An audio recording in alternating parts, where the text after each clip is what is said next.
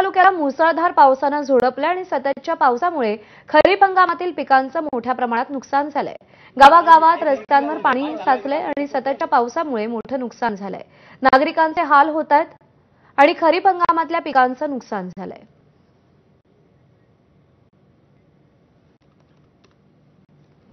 अक्कलकोटमध्ये खैराट गावात पुराच्या पाण्यात तरुण वाहून गेला। खैराट गावात आठवडाभरापासून मुसळधार पाऊस सुरू आहे। शिवराज रोडगे असे वाहून गेलेल्या तरुणाचं नाव आहे। पावसामुळे खैराट गावातील अनेक शेतांमध्ये पाणी शिरले आणि शिवाय अनेकांच्या घरातही पाणी शिरल्यानं मोठं नुकसान झालंय। दरम्यान प्रशासन आणि गावकरी वाहून गेलेल्या तरुणांचा शोध घेत आहेत।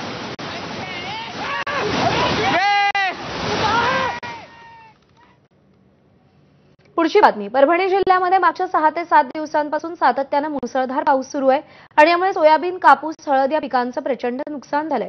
शेतात अजूनही गुडघ्या एवढं पाणी साचलेलं असताना अद्याप प्रशासनाकडून पंचनामेही करण्यात आलेले नाहीत। त्यामुळे पंचनामेच नाहीत तर आम्हाला मदत कधी देणार असा सवाल संतापलेल्या शेतकऱ्यांनी केलाय। परभणीच्या देवलगाव अवचार इथल्या हळद पिकामध्ये गुडघाभर पाणी साचलंय।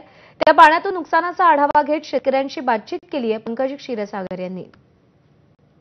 कापूस, सोयाबीन असेल, त्याच्यानंतर मूग असेल, या पिकांचं नुकसान आपण बघितलं। मात्र हे नगदी पीक आहे हळदीचं आणि हे जवळपास 1 हेक्टरचं ही पूर्ण हळद आहे आणि ती पूर्णतः पाण्यात गेलेली आहे। हे हळद उत्पादक शेतकरी आहेत।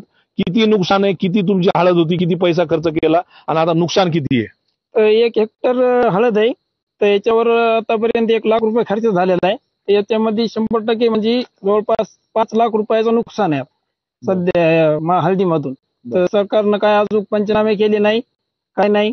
तातडीनं पंचनामे करून काय तो निर्णय घ्यावा। सोयाबीन, कापूस भरपूर नुकसान झालेलं आहे आणि शेतकऱ्याची बिकट परिस्थिती झालेली आहे।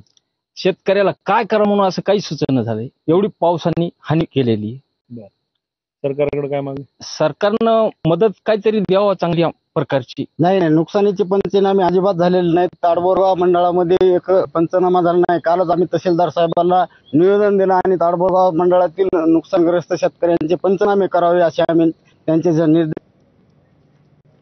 पुण्यातल्या गुंड टोळ्यांची आता सर्वसामान्यांच्या जीवालाही धोका पोहोचवण्यापर्यंत मजल गेली आहे। कोथरूड भागात